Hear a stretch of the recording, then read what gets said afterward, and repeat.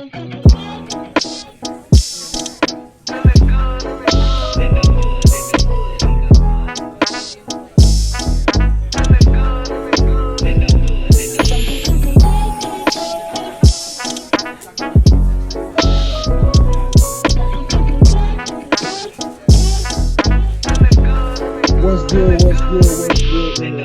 back to another episode of the Good in the Hood podcast. I am, as always, your host, Juice. Joined this week with a special guest, man. The man's a manager. He's a chef. I'm saying he be moving around Chicago, man, getting busy, man. Super hustler. The one, the only, man. I ain't gonna say your government. I'm not sure your government's allowed. I'm saying publicly. I'm saying, Fat Jesus, man. What's going on with you, bro? What's good with you, man? What's good with you, man? How you feeling? Definitely got many names for the people that know, Vaughn here. For sure. All right, Vaughn's good. All right, for sure, bro. Let's just jump into that right quick, man. What did let's get to the Fat Jesus. Let's get it out there. I'm sure you told the story a million times, but I gotta hear the story behind Fat Jesus, man. Man. So Fat Jesus was coined by one of the early artists that I managed. His name was Roman Flowers. And I was putting together a showcase at one of the bars in Lincoln Park that I was promoting, doing shows at. This is probably like 2010, 2011, maybe about 10 years ago. And I was sitting in the car, I was smoking with a couple chicks. My artist pull up, I'm waiting for meet him, and so I get out the car and it's like all this smoke. And I'm a big fella, so he like, oh shit, bro, it's Fat Jesus. And then from there, kind of just coined from that. He like, boy, y'all just got that car.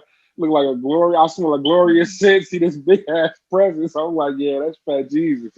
So that shit was hilarious to me, man. And the people that heard it kind of just stuck from there. And he kept calling me that. So obviously, moving around the city doing shows and stuff like that, people catch wind, and so that was one of the first nicknames I received from an artist. Sure, man. And so like you said, 2010. So like, how many years in the game of management are you in at that point? Shit, man, this will be the 11th year, really. I think the first artist I worked with was 2010, like around 2010, 2011 as well. That's like your first year in it? Huh? That was like your first year in it then? That was your first year in management? Yeah, so starting out, I was kind of doing concerts and shit like that, working under a promotion company called Authentic Productions, and it was a cat I went to high school with. And then his business partner was actually on Kid Cudi's management team and managed Chip the Ripper. Was on his management team as well. With Slabby and T. Okay, you familiar?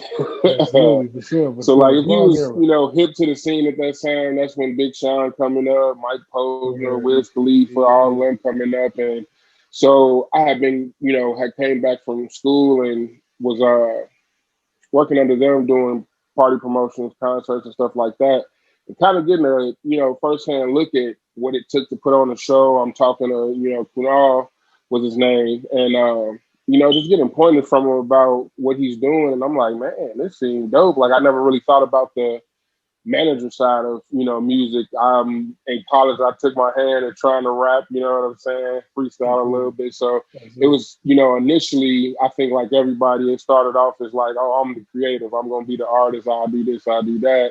And then I kind of realized, like, nah, that's not really the lane I want to go down. I was in school for studying psychology. I knew always that I wanted to kind of be a business person. I wanted to be a man that made money. You know what I mean? I'm like, I got a family to take care of. I like nice things. I want to have a certain lifestyle. Like, I was exposed to certain things at a younger age where it's like, damn, I can live like this. Okay, that's what we're working towards type deal. So, with that, it's like, being a rapper, obviously, you being a face, you make good money, but I just knew, like, I wanted to put my hands in a lot of different things from a young age. I just kind of saw myself as a man behind a desk. I used to think suit and tie, but now it's kind of like J's and sweats and tees, you know what I mean, in this world. But at the same time, it's still kind of like the same boss mentality, and I shouldn't even say J's, because I definitely wear more Yeezys than I do Jordans at this point, you know what I'm saying? Throw that out there.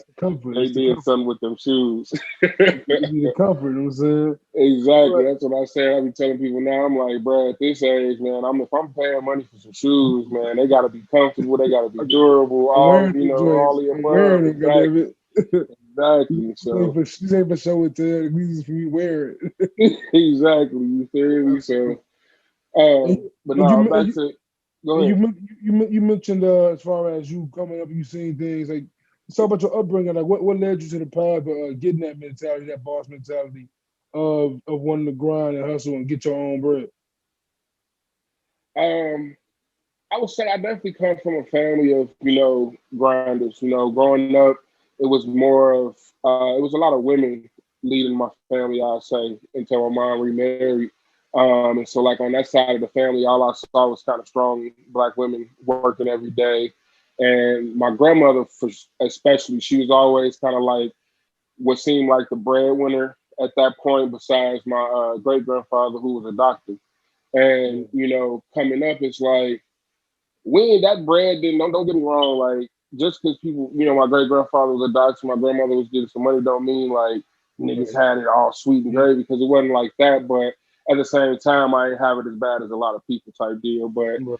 growing up I kind of seen that hustle mentality that I gotta get up and grind and my grind has to take care of my family. You know what I mean? And so I saw how my grandmother took care of her siblings, took care of my great I should have said my great great grandfather. I don't, you know how families be. Absolutely. Sometimes, I already they know. start young. So I was able to have, I'd experienced the great great grandfather, the great grandmother, you know what I'm saying, and the grandmother type deal. So That's my grandmother would be taking care of my great grandmother, her siblings, cousins, sisters, and brothers, and just always was the one that had it. And I really admired that, and I knew, by my time that I reach her age, I need to be able to do the same thing for those people, if not more. You know what I'm saying? Including her, because it's going to be a point where she has to, sit down and retire type deal. And then I grew up with a single mother as well. So it's like I'm with my grandmother seeing all of this because my mama at work. You know what I mean? She had right. been, working for majority of my life that I can, remember. So it's like weekends, getting out of school, we going to deal with, who could take care of us at that time or going to, Right. after school program. So yeah, I just always saw, the women grinding in my life. And then my mom remarried to my stepdad in my early teen years. And his family is very entrepreneurial based type deal. His mother owned a flower shop. Um, his father worked at UPS for many years, but still like retired and then had investments and other things like that. So I got to just see a lot of different angles I feel in life, and like I knew the side I wanted to be on. You know what I mean? And it's Right. like I said, like I started to see nicer things and what I could obtain. You know what I'm saying? If I worked hard, and I think that like it just stuck with me. I'm a product person. You know what I'm saying? When it comes to certain Absolutely. things, I'm like, man, certain things I'm frugal with, but certain things I'm like, nah, we gotta go ahead and get the name brand, Gotta the exact what splurge. it is. You know what I'm saying? Like I need the Absolutely. material that they making out of exactly. So it's Absolutely. like I just knew like I need that. And then also I'm a car person, so I'm like, man, I'm gonna have about 6, 7 cars. I need this old school, I need this Ferrari, I need this. So it's Right. like everything I liked I knew cost. You know what I'm saying? And growing up in Absolutely. a black household, you be like, yeah, I want this. When you gonna be able to pay for it? You know what I'm Yeah. saying? So it's like you Yeah. hearing that, and it wasn't a bad thing. It was more motivational. It was more like, I bet I know the career that I gotta have. You know what I'm saying? A couple zeros Yeah. at the end of it, type deal. Nothing in life comes free at all, bro. At all. And you mentioned all these grinds and like one of the grinds you created in the I'm not sure if it happened just in the pandemic, but maybe before the pandemic is Fat Plate Fridays. I'm saying you started out here selling plates. So I'm imagining in the midst of you being with your grandma, you learned a thing or two. Learn a couple things, right. So I say the fat plates really, they actually started before the pandemic. Okay. I say 2018. Mm. I think it was 2018. We went to California and did kind of a lock in with Zero Fatigue because I was managed two of the artists that are affiliated with them, J2 and Bari, Mm. and then I also managed to produce a vision. So all of us have been out in LA, Uh, and hey, hold on. Hold on. Put these names up real quick. You just dropped over here, bro. Hold on, man. That's too many right there. They wasn't ready for that. I wasn't hey, ready that for ain't that. even all of them, bro. Yeah, That I ain't already even all know. of them. We'll get into that for So sure. Absolutely. so we was in LA, and I ended up just cooking for the crib, like on some, hey, bro, we know you can cook, like let's go ahead and make some. And uh, before that, me and Elsa had kind of had this little thing going with who gonna cook the better wings. Let's have a wing off type deal. And my man's, he was trying to come with the lemon pepper wet joints, and I'm like, all right, you come with that, we'll see what's to it. I had kind of started perfecting this flavor that I created, trying to basically replicate the Louisiana rub from Wingstop. Because I'm like, man, I ain't gonna keep giving these people my bread. Let me see what I can do with this chicken. You feel me? So But yeah, so you just did some freestyle shit against them. yeah, I'm throwing shit that's in the cabinet that seem like it might taste good together. You feel me? And give me something similar to that. I'm like, I just need that flavor explosion. Like it's an explosion when you eat them Louisiana rubs. You feel me? So I'm like, I gotta mimic that. And but so yeah, we was in LA and I came back and it kind of was just like a idea of like, man, what if I start selling play shit? I'm always thinking about ways I can make some bread, and especially like being a talent manager, man, it's like, I love my artists to death, but I don't look at my artists to be the ones to make me rich. Not because I don't believe in them. I don't think they're talented enough and they'll get to a certain point, but it's just as a manager, your income, if you're depending only solely on your artists, that's all, like, it's based on what they're doing, and right with me, I'm like, excuse me, I work with more upcoming, artists. That's the whole Rooted Sound brand. It's like everything I try to touch from the beginning. I'm very much a individual that sees the potential. You know what I mean? So with that, I'm like, shit, motherfucker gotta have another hustle. We gotta, be able to do something else and bring in another income. And so I was managing Classic Studios at the time, and I was like, shit, let me just try this plate thing, see if it go. Everybody in my DMs all the time, every time I'm cooking something and putting it on the gram, like, that look good. Let me try it. So, I was a kid in high school, like, shit, I got 50-cent bag of candy, I got $1 bag of candy, I got the candy Got the bars, fruities and the chewies. right, on God. But then you know how they had them fundraiser boxes you could pick up at the candy joint out south. So I used to go out south, grab bags of fruities and shit, bust them down. And I'm selling out the book bag because our vending machines, would be closed during the school day type deal. And I went to school with white kids. So it's like, bruh, y'all motherfuckers definitely got hella bread. Let me go ahead. So, like, that's just always been instilled in me. Like I said, growing up, once my stepdad kind of entered my life, it was just always like, bruh, you a man, you got to have a hustle. And if you go, be out here, like, at the end of the day, you got to take care of your family. You got to take care of the women in your life. So it's like, I just always had the mentality and, like, will wake up instead of, before I can go kick it on a Saturday or a Sunday on a weekend, I'm out going to, I got to go do some construction work because he had a basic renovation company, or I'm doing something around the crib, you know what I'm saying? Learning how to do this, that, and the third, doing something at my grandparents' house, and then I can go kick it, you know what I'm saying? But at the same time, it's like those things taught me basic skills to, you know what I'm saying, get through life, and then also not have to always be like, oh, I gotta pay somebody to do this, I gotta pay somebody to do this. But shit, like I said, I'm a nigga that like money, and I'm a nigga that knew the lifestyle I want. I'm gonna pay a motherfucker to do shit now. You know what I mean? So it really started after the cooking shit really started after that LA trip. And it kind of like wasn't a serious thing. It was like, let me do this when I need some extra bread. I could do this here and there. Shit, even if it just pay for groceries, like, that's cool. You know what I'm saying? Then it kind of turned into like I said, I was managing Classic Studios at the time, and so Chris was like, "Man, what if we did plates on a Friday with and sold them to the clients? Like, you buy 2 hours, you get a free lunch with it type deal." Because we had also went to Atlanta to the Dreamville lock-in for Smi and Monty, and they had invited us out there. Hey, so we pulled up to that. Just wait. Hey, just talk. Hey, get it up, bro. Hey, I'm like, these stories would be like, they be all in No, I'm saying jumping gems on there. Like, all right, yeah, continue. This is indeed. So, we went to the lock-in, and I'm peeping that we had Tree Sound Studios, and the owner, she's a woman, and a Black woman at that, and she got a bomb-ass kitchen in the studio, in the middle of the studio, and she cooking bomb-ass meals for the people that are there. And I'm talking, bro, it's like so as soon as we walk into Tree Sound, it's like all these dumbass plaques for every hit you done heard damn near from artists that came out of Atlanta. So you blown away by that, but then you really realize where you at, and it's like, nigga, T.I. son right there.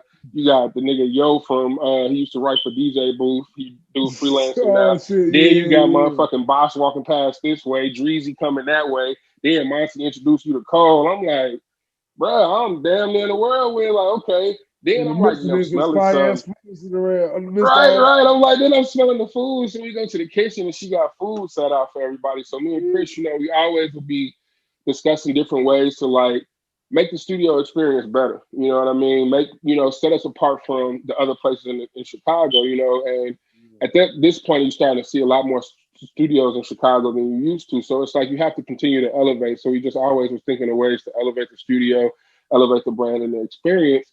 And so he was like, man, shit, let's serve plates. You know what I mean? So we end up doing plates every Friday for the studio clients. And from that, obviously, I'm getting more customers. More people are starting to see too. So it's like even with that, because with the studio, we did it every other Friday. Actually, I'm starting out every Friday.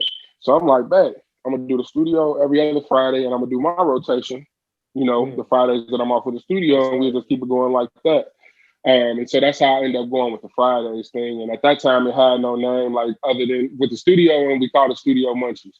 It was gonna be a whole thing. I wanted to do like a segment with artists and shit. Like I was trying to build. I had a whole nother idea. You know what I mean? Sure. But with the hustle picking up, I'm like, shit, we just gonna keep trying shit, and that kind of brought me back to my passion of cooking and realizing like, oh shit, nigga, you kind of nice in this kitchen. Yeah, I can definitely co-sign the salmon, the shrimp plate, and them hot wings, bro. Oh I can definitely God. co-sign on me. Like, yeah, Appreciate you. but like, and so when the pandemic hit, like, I feel like the fat plates damn near picked up. I feel like I saw the plug 100%. every week. I'm seeing the plug. I'm saying you made a new IG page. 100%. Like, So it's like the start of the pandemic, obviously everybody was in the house, wasn't nobody doing shit, wasn't nobody trying to buy shit from nobody, see nobody, none of that. So especially me, like I was right before the pandemic, I was a nigga telling everybody like, bro, y'all ain't peeping this shit going on coming from China and niggas getting sick as hell. Like you was sick last week, you was sick for like 2 weeks, you know what I'm saying? Like, so I'm like, nah, this shit ain't smooth. So I'm starting to be kind of smooth, staying away from everybody. So I was kind of really one of them like super nervous motherfuckers in the beginning.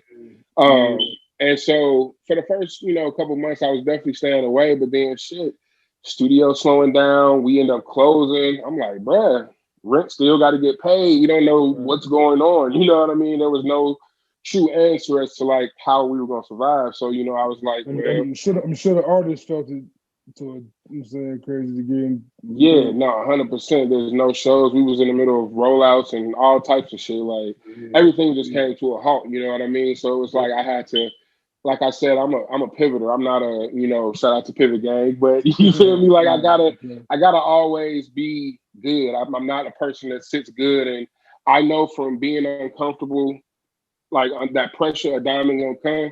But at the same time, it's like I'm trying to go through that pressure and see that diamond. I'm not trying to, just be sitting around and waiting for something to happen type deal. So, it was like I'm pivoting with the artists. I'm getting my artists set up that's, are able to produce shit still during this. But then at the same time, like I said, you can't depend on just your artist to bring in that income. So I was like, man, I'm starting to get, everybody was cooking during the pandemic because nobody was ordering Uber Eats, nobody eating out, restaurants closed and shit. So everybody trying to learn how to cook. Everybody hit me up from different pointers and shit like that. And so I'm in the crib. I'm like, well, this is the prime time to start trying recipes, try new things. You know what I'm saying? So I'm just posting what I'm doing to see the reactions and see what people thinking. And the reactions started to be like, man, bro, I missed them plates.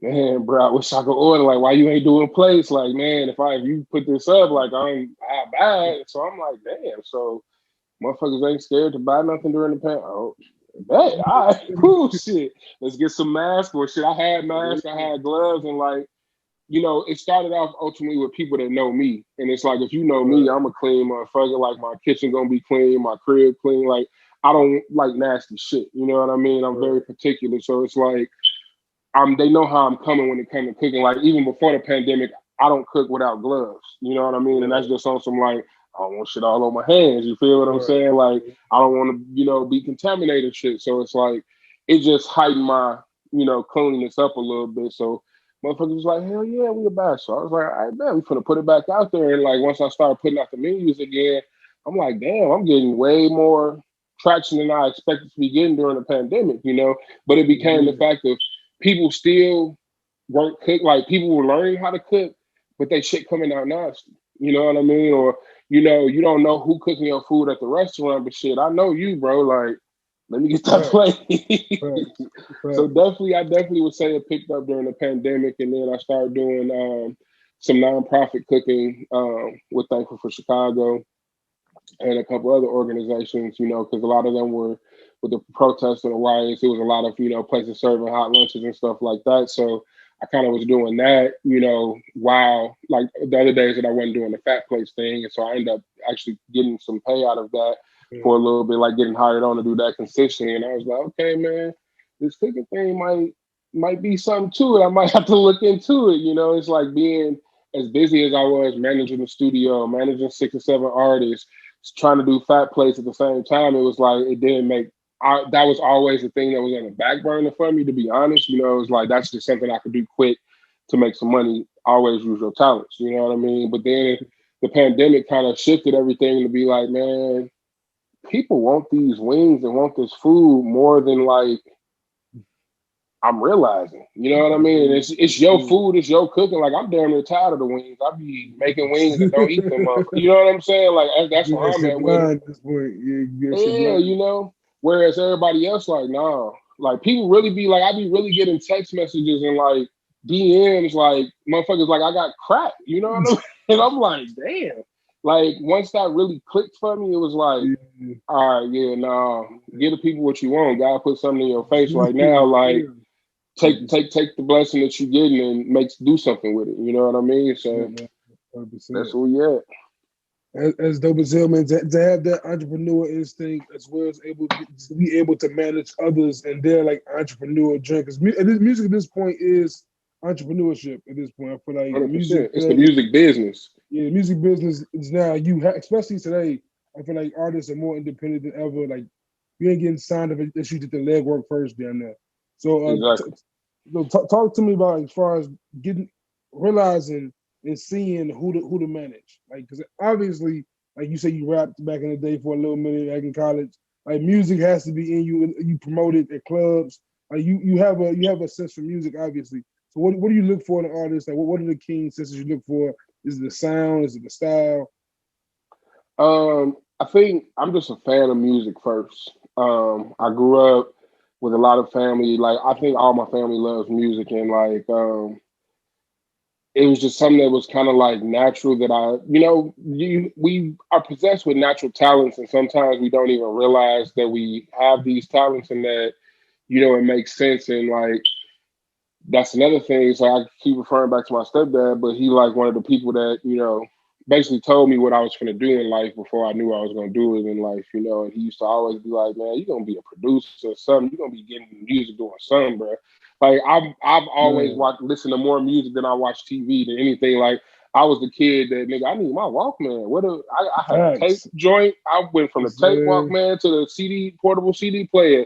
Remember Skip Shot? The binder full of CDs and shit. You feel me? Like we gotta have a CD player that got the skip shock on it. So when I'm walking or riding my bike, it ain't, the CD ain't skipping type deal. Like I always had music. So it was just kind of like I'm a fan before anything. And I think, like I said, working under Kunal and seeing what he was doing and kind of getting a grasp of like that aspect of things, I'm like, man, that's kind of cool. Let me just dabble with this. And then they helped me, those guys that I was working under helped me put together my first show. Cause at this point, like I started blogging as well. And through creating a blog, I'm like, cause I'm realizing like, damn, Chicago really got a music scene that's bubbling. And it's like really two sides of it. Like you got your juggernaut leaders rappers, like your backpack rappers. And then you got your, you know what I'm saying? 100%. You had your Dirks, Keeps and all them. Pac-Man, all these motherfuckers coming up, and it's like R&B shit too. Like it's on God, you had Tink, you got, what I'm saying, Dreezy doing her little singing stuff too.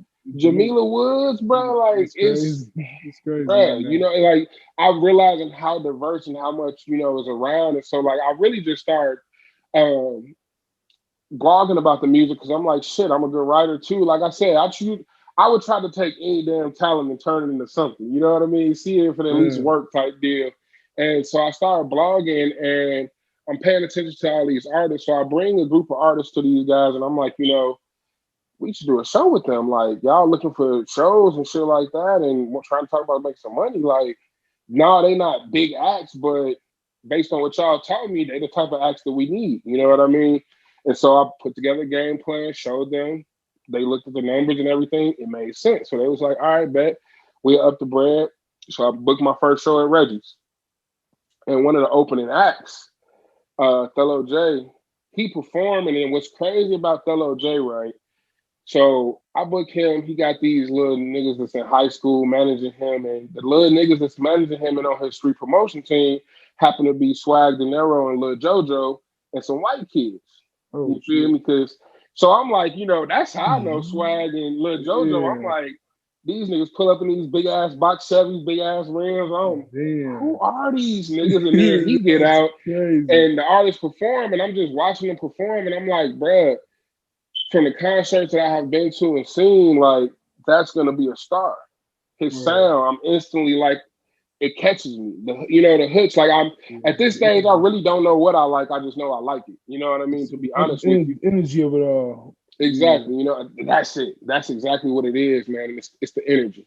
I think starting off early, it was the energy, and like I've always been a person that listens to my gut. You know what I'm saying? It's like every artist that I've worked with has been off of the energy I experienced from either seeing them live or listening to their music. You know what I mean? So I was like, damn, you got these kids managing you. I ain't never managed nobody, but shit, I got bro who on Cuddy management team managing Chip. Like, I can figure this out. We gonna make this work. So I just pulled up on some, what you doing, what you got going. Can I see if I can help? Like, okay, bet, let's do it, trial type deal. And from there, I ended up booking him a show like within the first week, through another act. I forgot who that artist was. No, a whole time, funny as shit. It was this white rapper, Mike Stud. And at this time, I'm just like, put an artist in front of anybody. Let's, just get them on the stage. It's a show at Reggie's. Like, this shit might sell out. But I did a good thing by doing that because I put him in front of a sold out show full of white kids. And white kids end up loving his ass. So our numbers going up, our plays going up. People started talking about, bro. We end up going to do like 3 more shows out of town with Mike Stud. So now we got a rapport with this, promotion company. And they an early promotion company. They call it Wasted Potential. Now he the guy, owner of it, Chad Fellas.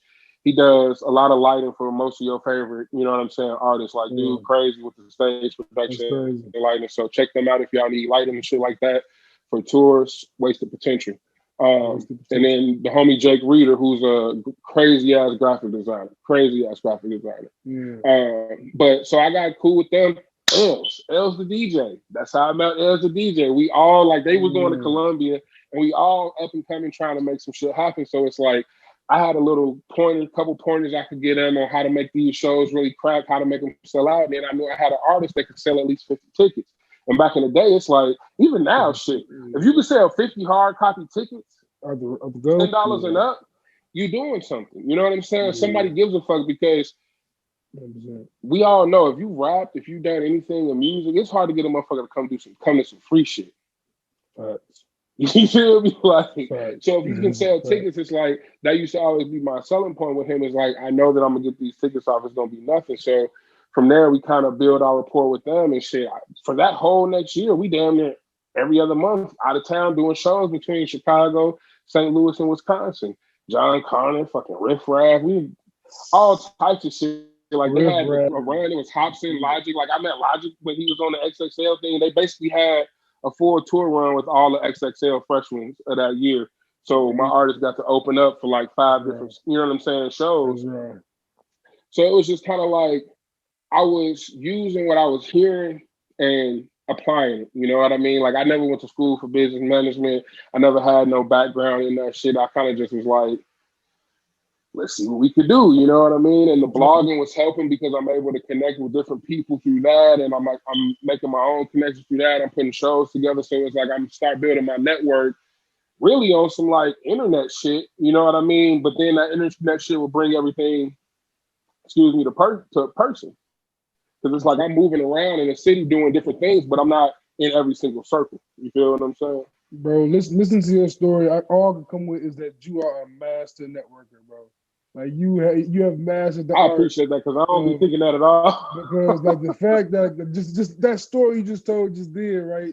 From seeing your artists, I'm saying, you see Lil JoJo, like the people you see in that situation, going on to go on tour with a random white dude who happens to just give you more tickets, to meeting the lighting dude, like just the connections that I guess like those are important things to have in life is to know who to connect with and how to do it. That's just that's an important understanding. I'm saying like, even from going to club promote and seeing that and thinking management, like by seeing Tip Indeed. the Ripper's manager, like that's I'm saying that's instinctual, bro. That's a super dope trait to have for real, for real. You master and you Appreciate you, just man. and you Appreciate building you. up that shit.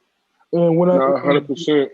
and going further with that, you have this new program that I just saw an article from Chicago Reader regarding manager special, where like you have now managers in Chicago. You guys are trying to connect. You were talking about earlier with the different sounds of Chicago. We get the managers get Lincoln. We can get a Lil Durk and a Smino track. You know what I'm saying? Hopefully, you know what I'm saying? Indeed. Indeed. Now that'd be crazy. Okay, whole time. Crazy, I was crazy. trying to see it that whole time. Dirk's been I going mean, crazy. Shout out Smino Fort Dirk. Shout St. out Louis. Kobe Speed. Yeah, Smino definitely Um, St. You know what I'm saying? Chicago love still.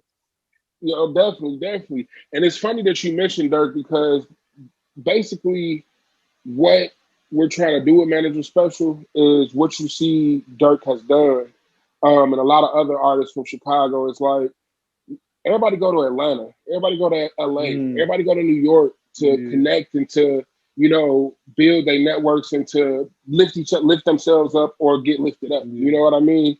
Chicago, we just so known for being segregated, like racially, everything in the city, like our whole everything. mentality is embedded in segregation. You know what I mean? Yeah, So it's like that's how we operate with a lot of things that we do. And with the core members of Manager Special, myself, Chris Classic, Tamika Ponce, Lavera Graham, and Mark, over at Complex 2020, it's like our mindset is like there's too much to eat out here. And if we really put it together, like we all can be okay. You know what I'm saying? We all mhm, have backgrounds and elevating individuals. And, with Chris and Merck, they've had studios. And so they can open up their studio spaces to house foundations for people to incubate and grow. You know what I'm saying? With myself, Tamika, and Love has, been in the financial world. She was in the banking, but she started the career, she was managing and helped start the careers of artists like Dave Koresh, Chuck L.I., who goes by Finn now. And it's like, if you're in Chicago and you know about our hip hop scene,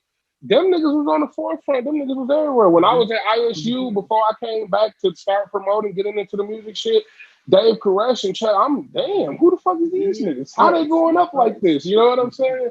So it's like, we have all been around and we all have constantly kind of prided our careers on the same thing. And that's like helping everybody else and like, helping being the backbone, the teacher, the listener, whatever it is has been needed for a lot of individuals in Chicago, man. And it's like we've, have gotten to the point in our careers where it's like, okay, we're the people that have to house this growth that we're looking for in our city. And that's that unity in the community. It's like you look at cities like Atlanta, bro. I don't care what set you from. I don't care what you doing, who killed who, what Yeah, happened. Them niggas lift each other up, bro. If it's somebody coming up, the whole city be like, all right, let's be like, and we gonna push them up. Next one. 100%. You know what I'm saying? And it's like we need to do that in Chicago when motherfucking Thug dropping this album or something, the whole city going up for Thug. Yeah, Here it's like a motherfucker drop an album, that side might go up because that's they shit. You know what I'm saying? But yeah, it's like, yeah, if you're not finna see Dirk and motherfucking RIP FBG Duck, you're not finna see them niggas get on a record together. You're not finna see nah, them niggas push, you know what I'm saying, chill out on some street shit so niggas can get to the money. You know nah. what I'm saying? It's like we gonna get to the money while we handling that shit. You know what I mean? But I do peep that Dirk did realize that I need to go to Chicago. I need to leave Chicago and go to Atlanta, and then he had to open up the mindset. And I probably changed some of his mindset in the sense to be like, oh shit, I gotta collaborate. I gotta grow. You know what I mean? Because now it's like out of Chicago rappers, like out of the drill scene, you don't be seeing niggas collab like that. Herb was one of the first ones I saw. You know what I'm saying, making way. But it's like Yeah, nigga Dirk on a tangent like Lil Baby right now. right there with him. Like it's You crazy. feel me? It's Like actually crazy. last year was I know. damn near. Go ahead.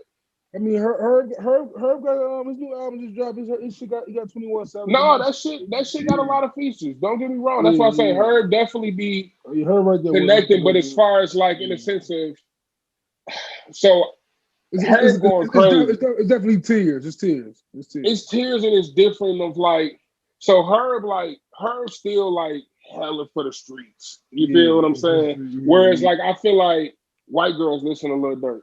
Durkin crossed over for sure. You feel what Yeah, I'm saying? yeah, That's for what I sure. mean in the He, sense he, of he, he like, on a song, he on a song with Drake. You know what I'm saying? He had a Drake oh record. God, Like exactly, exactly. Now it's that is different. what's crazy is It's different. Herb actually got blessed in with Nicki, and Nicki I Minaj. whole Oh time God. like let that shit slip my mind to this year when they re-put the Chirac shit. I don't. Yeah. Damn, I Yeah, forgot they forgot was on about this that. shit. You That was a feel me? minute ago too. That was 2010. That's crazy. Exactly. That's why I'm like, so it's like Dirk has kind of always. I mean, Herb has always kind of had that connection, but I think the type of nigga he might be, because I don't know that nigga. You know what I'm saying? Like, it don't. He has made complete tremendous growth from. You know what I'm saying? Uh, damn, I can't even think of what the fuck is them shit. 4 Minutes of Hell. Oh yeah. For He sure. done came a Yeah, long way from that type. You know what I'm saying? That yeah, image yeah. to where he is now. But at the Yeah, same time, it's like I he's, said, he's much more clean cut. He's much more mature. Dirk, 100%. Dirk is still, I'm saying, with the partying, with them saying, like Dirk is But it still, don't matter though. If you realize it don't matter for Dirk. yeah, It it don't don't. matter for Dirk. Like Dirk, Dirk, nigga was Dirk, fighting cases still blowing up. Like on, it's like he got that aura that like them Thug would have, like Future had. Like yeah. he glowing right now. Like to be It's real. kind of like Herb and Dirk don't have a beef, but it's kind of like a Jeezy Gucci thing. Like Jeezy, what I'm saying, just went a lane that just didn't kind of. It wasn't necessarily the popular lane no more. But Gucci, his impact just lived on forever. It did, and I ain't even gonna say I ain't gonna put Herb that to that spot because I feel like Herb definitely still impactful a Yeah, little for bit, sure. but it's Yeah, for like sure. it's just Like when Dirk dropped, the world down there stopped at this point. It's a big deal. Like when Herb dropped, it's like Herb. It's still Herb. We still respect it. Like don't knock on exactly. Herb at all. It's just I'm saying Like like I feel Dirk. like I know Herb dropped his album because I know Chicago niggas and I follow Chicago niggas. Yeah, for sure. Whereas like I ain't have to see nothing in Chicago for Dirk That to drop. 21 Savage record hard though.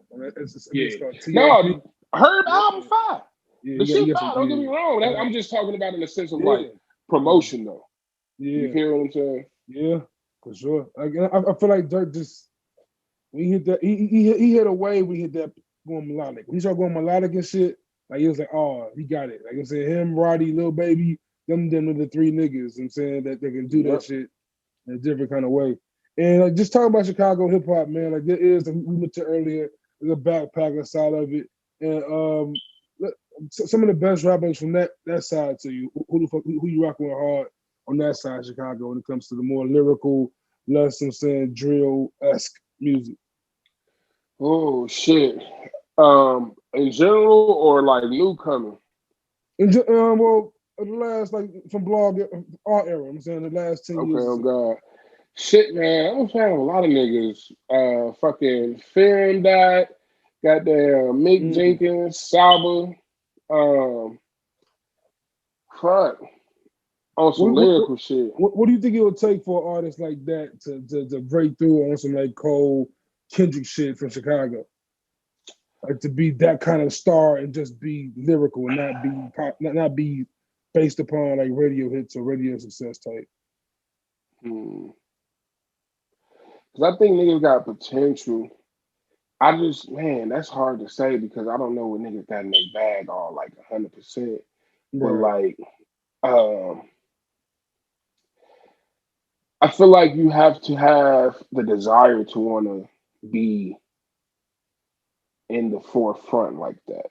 Mm. Um, as much as Cole stuck to true to who he was, he still wanted to be that guy.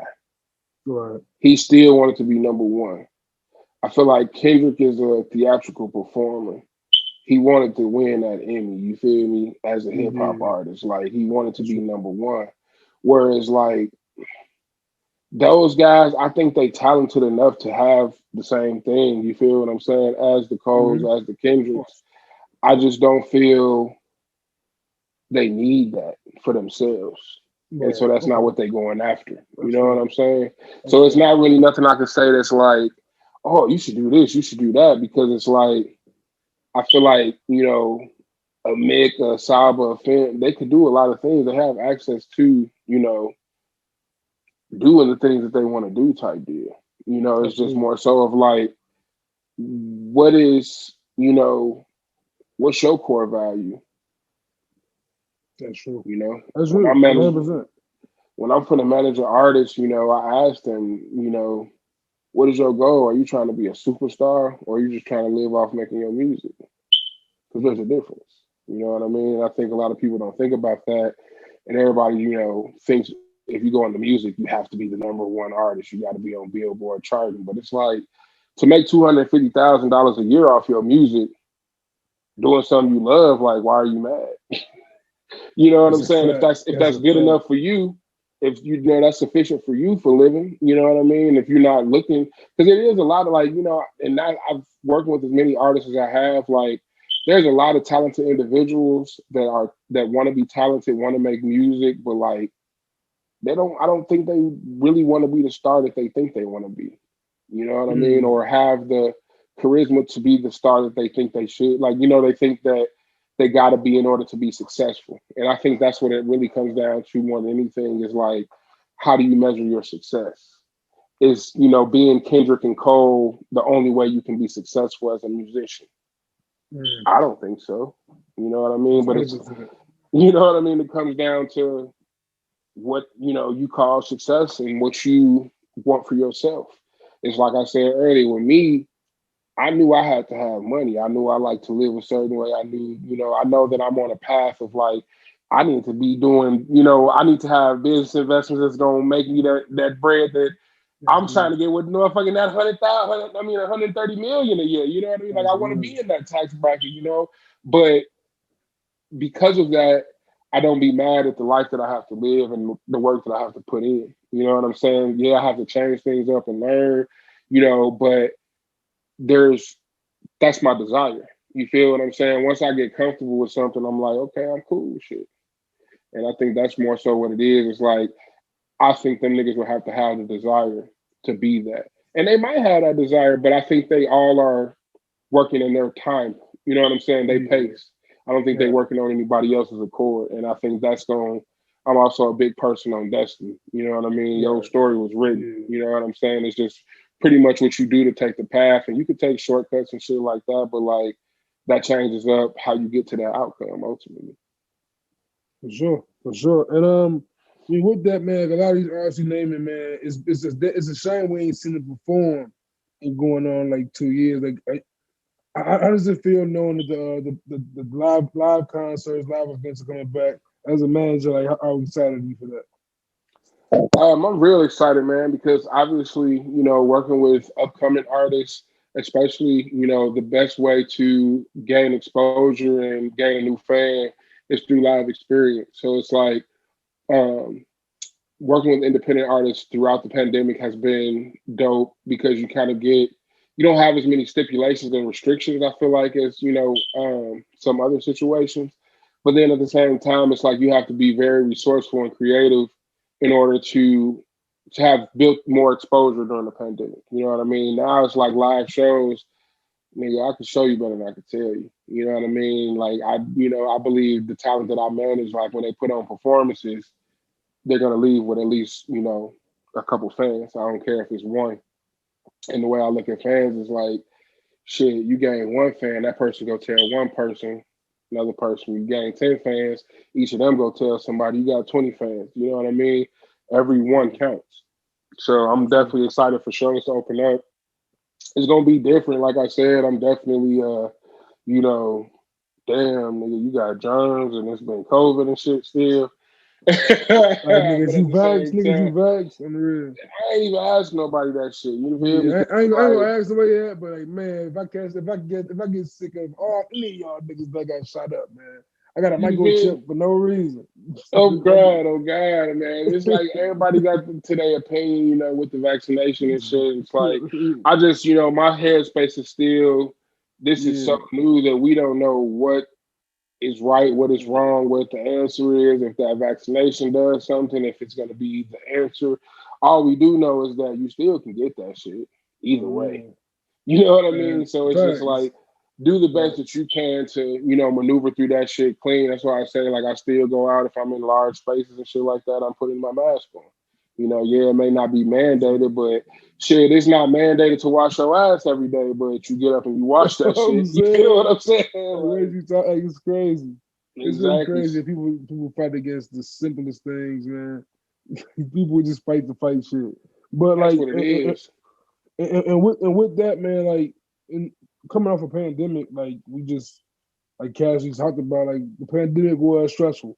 Like I'm sure, like you also manage artists. Like, how was it managing your artists during the pandemic and your own? Like, I'm sure, like just mental health. I'm saying, like, mental health is a serious thing, especially Hey, off of that. mental health is a very serious thing, and to be transparent, um, I went through a lot through the pandemic.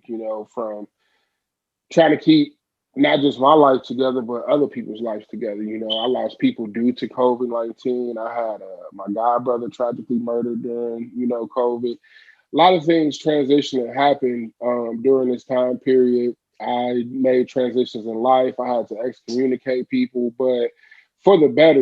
I think out of everything that came out, it was more so kind of like I got to know who I was. I got to know what I needed, what I wanted for future me. You know what I mean? And I started acting on such. And even with the artists, I think there was a period in time where um, I don't want to say ghosting, but like there was definitely a period of time where I think I had to step away and be like, yo, I need a window for me and to figure out what we gonna do because none of us have the answer. So it's like Right. you have those moments of like, damn, what like I think there was a lot of what's gonna happen, a lot of anxiety, but um being strong individuals and us all having the same common goal, it's like it didn't stop shit. It didn't halt shit to that extreme. It was like, all right, we may be, in our heads right now, trying to figure shit out right now, but like, let's get it back together. Let's still do this. And, the way I've just always operated is, shit, one day might be cloudy, rain, but the next day gonna be sunny. You know what I'm saying? You can't always bring what's going on into each day, but at the same time, like, do recognize and acknowledge what is going on. You know what I mean? Because this pandemic, I feel like a lot of people have had depression issues. You've seen suicide and all of that, but it comes down to willpower and the strength of the mind. You know what I mean? And I'm just like a person I think that's stubborn. I got to be strong willed. I had to make it out, to be honest. Absolutely. Absolutely. I hear that, man. So like before we get you out of here, I'm gonna have you promote your artists. But I also want to know, like, man, what's in like your rotation right now? Like, if it's R&B, if it's hip hop, like, what artists are you checking for? That you're not managing at the moment? Man, bro, I be all over the place. Honestly, it's the day I feel. The shit I've been bumping the most right now is that what is fucking Wiz Kid album called? Made in Lagos. Yeah, Bro, you I talking was in LA like the great one, the great album cover. yeah. Yeah, I it's a was in fire. LA like 2 weeks ago and Yeah, catered I was doing Andy's birthday party. And that's Andy. those had that shit going on the rooftop when I was bringing something out, bro. And that shit, that's Essence song stuck with me Oh the yeah, whole rest of my trip, bro, until I came home and I'm like, what the fuck was that song? I gotta find that shit. Bro, I ended up finding that and then realizing it was a whole project, bro. So I've been really on the Afrobeat type shit as of late. oh yeah. Then of course, the Migos shit dropped, so I was bumping that like a motherfucker crazy. Um, Shit. I be all over the place, bro. Like I just like music. Yeah. Like I said, I be in Mhm. feels like whatever the energy is. Shit. Even Doja Cat new shit. She got some slaps on that album. I'm damn See, okay. Like that's over my head, but the scissor joint definitely fire. The scissor joint is fire though. That no scissor record, doubt. I can't stand on Doja for that scissor record. Not at all, not at all. And that's why it's like for me, bro, like I said, I'm a fan and like now, being 10 years in the game of managing and like I said, for me, I haven't had that. I've seen a lot of the ups and downs of careers, and like I've gone through, I feel like a lot of the learning process so that I can learn the true mechanics of how to select the artist, how to find a prosperous and budding career, because I feel like I truly have A&R niche too. You know what I'm saying? And so Right. that might be in my future type deal. And so like when it comes to music, I listen to all type of shit. When I was young, I used to like fucking country music. You know what I'm saying? And like it's the emotion. You know what I mean? Right. I think Yeah. that, so astrologically, I'm a Cancer. They say we emotional motherfuckers, very in Yeah. tune, and that shit true. So it's like when you look at music, you look at food, like those are two things that like I feel are very energy and emotion driven. Yeah, You for know what I'm sure. saying? Like you can tell when a motherfucker putting love in the food they cooked and when they just made some 100%. shit. You can 100%. tell when a motherfucker put some time and effort in the song they made or was going through some shit. I was just watching Mary J. Blige's documentary and like it was talking about the My Life album and when people heard her voice, she sang that Nita Baker, Man, you know, Rapture demo. It's like, man. yeah, all I heard was the pain and emotion in that shit. That's it. Yeah. A voice of somebody that ain't have nothing. So it's like, you know, I'm when certain shit catching. It's like, you know, even that Doja Cat shit, it's like I ain't necessarily saying like, oh yeah, I'm finna be bumping the hell out of this Doja Cat album. But it's Yeah. like I can appreciate what she did there. I can 100%. appreciate certain songs on there, you know, on that album. The production, crazy on that motherfucker. You know what I'm Man. saying? One of my I'm gonna check it boys, out. I'm gonna check it out. shout I ain't out gonna Aaron front. Bow on that Business Way. You know, tap in with bro. He be working with Teddy Walton. Yeah. But he crazy producer. So it's like that's also a part of it. It's like when, you know, people that I respect and I support are part of situations. I also want to, you know what I'm saying, run them checks up for their ass too. Absolutely. Yeah, so when you cooking then, when you cooking, any particular music there, or you just vibing out to whatever as well at that Bro, point? I need me my signature cooking music, Future. Future. Future put me in the Okay. bag, bro. I ain't gonna hold you. Future put me Put in the bag on when I'm cooking. put on Racks But Blues and shit. I feel you. bro, just give me an essentials playlist and run all the albums. Just run I it. just need, it don't even Just matter, bro. run It's just like that nigga be he got the momentum of the music be the momentum I be needing, you know what I'm saying, while I'm moving around in that kitchen type I shit. feel you. I feel But you. it just, you know, it really depends. Same thing. So like if I know I'm finna do like because I've been doing a couple different shout out to DJ Scott Jetta and L10. I did his birthday dinner last year and it was just a private dinner. So people saw that and was like, oh, we need them. So I've been doing a couple of Yeah. those.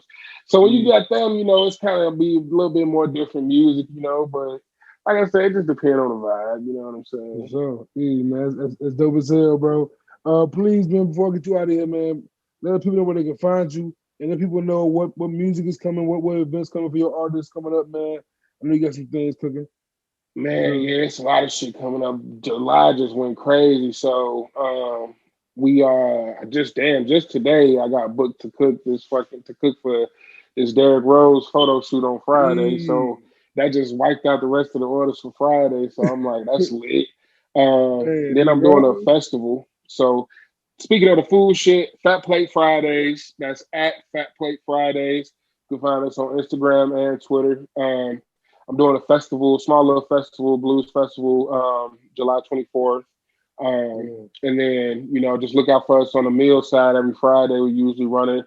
If I'm not running, it's usually because I'm out of town or, you know, got some things going on with the artist that, you know, stops me from doing a Friday.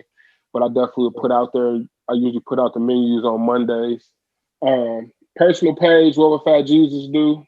What Would Fat Jesus Do on Instagram. And then I think it's, damn, I don't know what my Twitter is. Fuck with me I on think it's what Instagram. will I'll be on FJ Instagram. do. I think it's what will FJ do. Yeah, what would FJ do? See, shout out to this nigga, cause My nigga. I'd have been Hey, like, just pull up on the Instagram. And then the management page, Rooted Sound, at Rooted SND. That's a growing page, growing brand. Basically, you know, talent company, label services. We got Bari, J2, Prince Coop, Ambi Lyrics, Sean Doe, produced by Vision, and then another vocalist, Eliana, and I also do consultations for a little blessing. Cliff Cozy, and then the one of the rawest graphic designers in the city, Young Binsky. So definitely tap man, in with him if you need some work done on the graphic side. man, man, them some names, bro. Some names in there, bro. Indeed. You see what I'm saying? Hey, man, I appreciate I you. hope I ain't forget Oh, nobody. Shit, we gonna have to do a retake. Somebody's gonna be cussing me out, man. oh shit, man. Hey, I appreciate you, bro. Super. I love the story, love the brand. Like I said, man, Appreciate you, man. It's good to see the big nigga out here getting it, bro. You know what I'm Oh saying? God, we gotta You know what I'm stick saying? together, bro. Hold it down for us Fella, shoulders, big man. fella.